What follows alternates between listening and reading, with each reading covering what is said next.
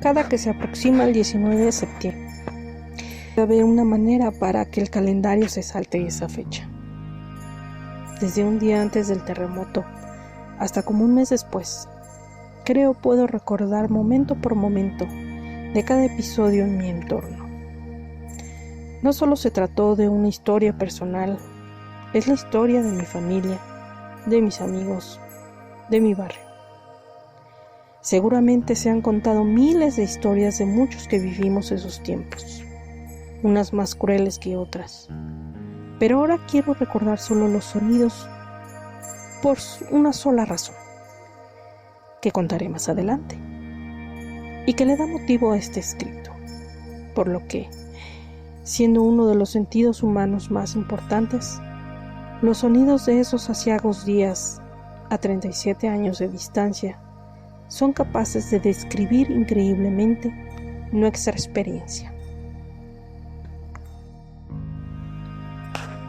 La vida cotidiana de una ciudad por la mañana suena a tazas de café, vasos de leche, cucharas moviendo las malteadas, televisiones prendidas, radios, murmullos de niños traviesos, pasos acelerados por la carrera para llegar a la escuela, al trabajo, etc. Los vecinos de un barrio como el de La Merced, acostumbrados al tráfico y el bullicio comercial, vivían inmersos en sus prioridades. Tan solo 17 días antes, una tromba con granizo ya había dado señales de que teníamos que salir de esa cotidianidad. Aquella granizada había hecho un estruendo en nuestras vidas.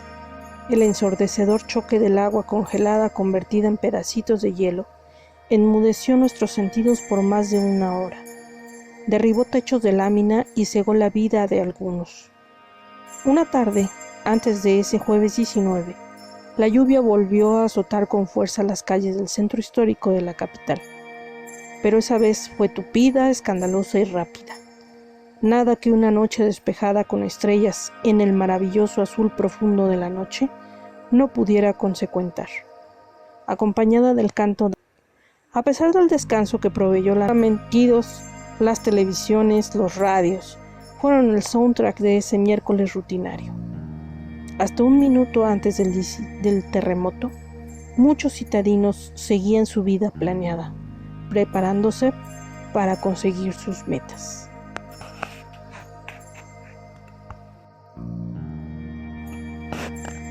Los temblores siempre han acompañado a los habitantes de la Ciudad de México, pero el de esa mañana no era solo un simple temblor. A los pocos segundos de iniciado, comprendimos que éramos tan vulnerables como una hoja de papel al tratarse de un terremoto. Primero fue oscilatorio, de un lado para otro, pero conforme pasaron los segundos, se intensificó con la crueldad fijada en nuestra simple mortalidad, cambiando repentinamente a trepidatorio, y el brincoteo se apoderó de nuestro miedo. Las paredes del edificio crujían terriblemente. Era un sórdido sonido que nunca había escuchado en mi vida. Iba increciendo, como cuando una orquesta está afinando antes de un concierto, solo que nuestra realidad en ese momento era la sinfonía de una pesadilla. 2 minutos nos cambiaron por completo.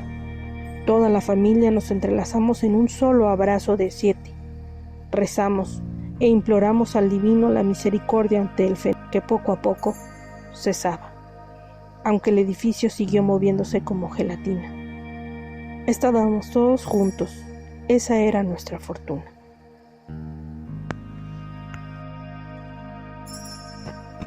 El cielo era de un azul maravilloso. Lo sé, porque en medio de mi familia subí la mirada a lo más alto y solo vi ese cuadro, como si se tratara de un Van Gogh en Versalles. Corrimos a la azotea del edificio, volteamos a nuestro alrededor, aparentemente todo estaba bien. Segundo después, nada fue igual. Nos rodeó un silencio sepulcral, vacío. Nuestras miradas se cruzaron una y otra vez. Aquello era incomprensible. Solo duró segundos. Enseguida, todo cambió. Gritos, lamentos, nubes de polvo, derrumbes. Era simplemente increíble lo que estábamos atestiguando. No parecía que nuestras vidas se sumergían en una espesa realidad cada vez más catastrófica que grotesca. Mucho de nuestro alrededor se hizo escombros. Nuestro núcleo familiar no sufrió pérdidas, pero era hora de salir a la calle y tender la mano a quien lo necesitara, y así lo hicimos. El cielo dejó de ser celeste inmenso. Se tornó grisáceo. El sol jamás volvió a brillar como esa mañana. Los rayos fueron como lanzas de luz opaca, a partir de esa hora iluminando el rescate de muchos quienes sobrevivían a los derrumbes y la destrucción. También era testigo de velar por los cuerpos de cientos, si no es que miles, que ya jamás abrieron sus ojos, quienes se fueron trascendiendo a otro plano espiritual.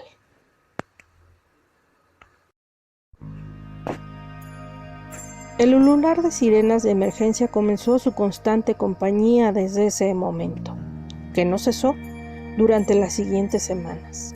Era un ir y venir de ambulancias, bomberos, y después se trataba de autos improvisados, pero con el mismo encargo de salvar vidas. Justamente a la vuelta de casa, un edificio de 6 niveles se había venido abajo ante los ojos de mi madre, que trabajaba ahí. Su instinto de correr hacia el derrumbe fue detenido por mi hermano, que la tomó del brazo y la detuvo consigo. Esa simple acción no solo significó su salvación, también nos definía como sobrevivientes ante la catástrofe. Ella, con ese coraje y fuerza, desde entonces lideré a mi familia. La gente transitaba sin sentido. La calle se convirtió en un mar de caminantes yendo a algún lado, buscando salir del centro. En casa la luz, línea telefónica y agua no faltaron. Fuimos bendecidos. Entonces, yo y pan a quienes lo necesitaran. Nunca supe sus nombres. Solo sé que gracias a ello lograron comunicarle a sus familias que estaban bien e iban en camino. Entrada la mañana, mi mamá decidió llevarnos a mi hermana y a mí con mi tía. Eran solo 6 cuadras a su casa. Cuando mucho hacíamos 15 minutos caminando a paso constante. Al llegar a la esquina de Correo Mayor y Venustiano Carranza, no podíamos pasar como lo hacíamos comúnmente. Una vecindad se derrumbó completamente y otra más estaba a punto de caer. Voluntarios, policías y rescatistas subían a los montones de escombros. Al ver aquello, mi mamá nos tomó fuerte de las manos y dimos vuelta. Pero lo que vi en ese instante jamás lo olvidé. Al bajar mi mirada bruscamente a mi derecha, rápidamente conté 9 cadáveres empolvados, depositados en el suelo de la contraesquina, entre ellos un niño. Más adelante, al llegar a Corregidora, tuvimos que sortear el chispoteo de cables de alta tensión tirados en el suelo zigzagueando. En solo 3 calles que nos faltaban por caminar, encontré 4 derrumbes y una centena de vidrios rotos. Ese fue el recorrido más largo, de 6 cuadras, en más de 1 hora.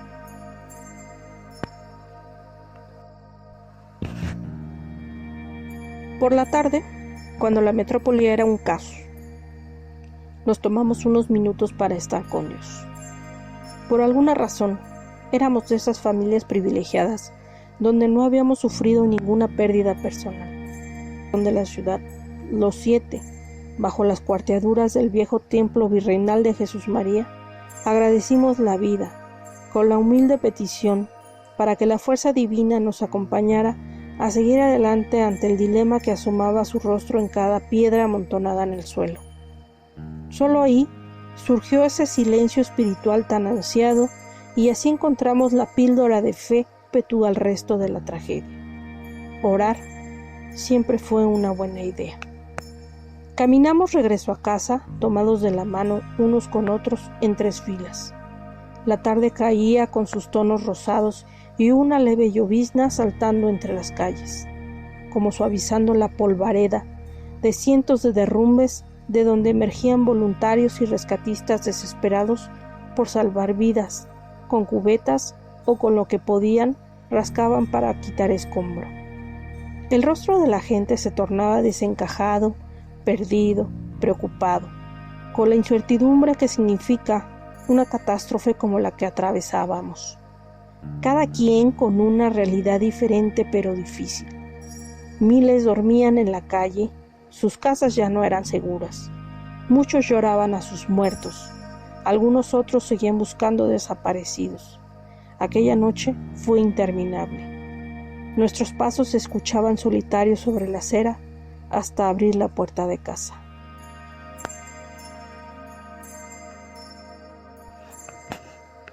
Siguió temblando después del terremoto, pero fueron sismos pequeños, casi imperceptibles.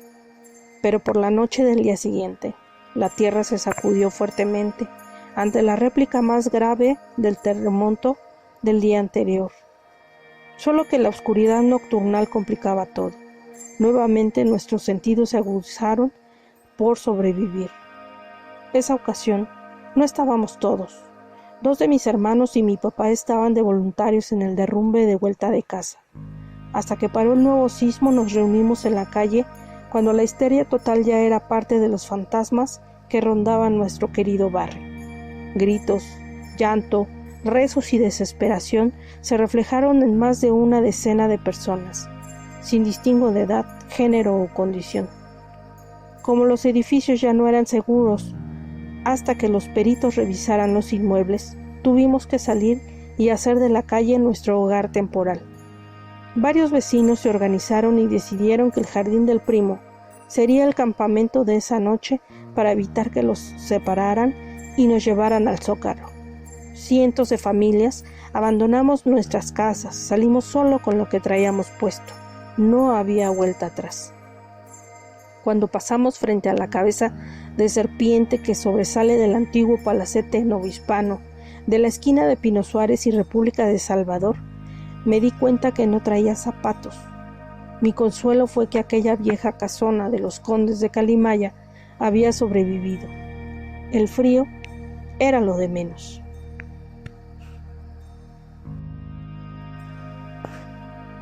Pronto consiguieron cartones donde nos sentamos para evitar el helado suelo. Mi mamá nunca nos perdió de vista. Mi hermana y uno de mis hermanos cayeron dormidos en un sueño profundo, posiblemente por el estrés y los nervios. Mis otros hermanos fueron a conseguir algo de alimentos, mientras las religiosas del Hospital de Jesús nos dieron atole y pan. Quién sabe de dónde nos regalaron agua en bolsas con letras azules en hebreo. Ahí conocí lo que era el agua empaquetada. Después supimos que la había donado la Embajada de Israel.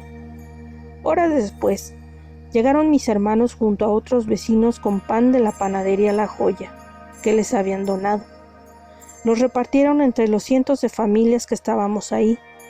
Ellos eran el ejemplo vivo de lo que significaba ser joven y estar inmersos en una emergencia. Años después nos platicaron aquella proeza de caminar entre 20 de noviembre hasta 5 de febrero, todo lo que padecieron y hasta lo inimaginable. Definitivamente es una historia que merece un capítulo aparte. Y por lo que respecta a su cometido de esa noche, hasta ahora no ha habido pan más rico que haya alimentado mi cuerpo. Era crujiente dorado en esos días. Esa noche, el murmullo de la gente fue cesando conforme avanzaron las horas. Niños, adultos mayores y demás personas pernoctamos en el jardín público, donde en muchas ocasiones fue testigo de partidos de fútbol callejero, parejas declarándose amor eterno y juegos infantiles sin final. Aquella noche fue la última vez que como comunidad vecinal compartimos el bendito suelo del entrañable centro. Solo a unos pasos de donde Moctezuma dio la bienvenida a Cortés en los albores del declive del imperio mexica. Coincidentemente, tal y como aquel entonces, muchos emigraríamos asustados, igual que nuestros antepasados, solo que esta vez obligados por la naturaleza que reclamaba su potestad.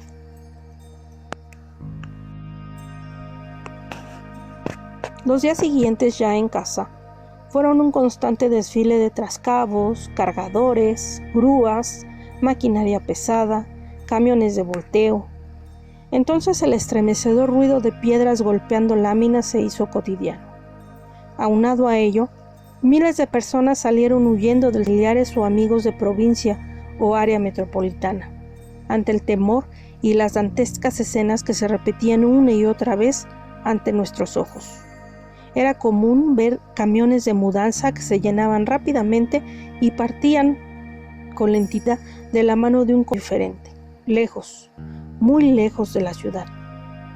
Sin embargo, lo que no se disipaba, al contrario, se acentuaba más, era el ambiente que se volvió más gris por las nubes de tierra y polvo derivado de tantos derrumbes. La opacidad del aire era como una enorme cápsula invisible que nos transformaba en fantasmas de una ciudad fracturada. Dicen que los olores son recuerdos encapsulados solo en la memoria, pues cuando llegábamos de la calle, el cabello y la ropa tenía el particular olor a muerte. Solo hasta un mes después, notamos que ese macabro rasgo se había ido al igual que el bullicio comercial de siempre en el centro histórico.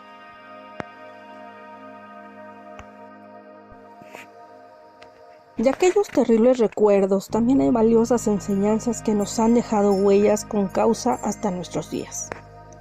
Tal vez el costo fue enorme, pero entendimos que reeducarnos en protección civil es esencial al vivir en una sola zona de alta sismicidad, y que nuestra reacción no solo sirve para cumplir con un protocolo empresarial o escolar, sino que salva vidas, tal y como lo demostramos hace 5 años, cuando justamente al conmemorar 32 años de aquellos sucesos, nuevamente recordó con otro terremoto que estábamos ante un planeta vivo y somos vulnerables a sus embates.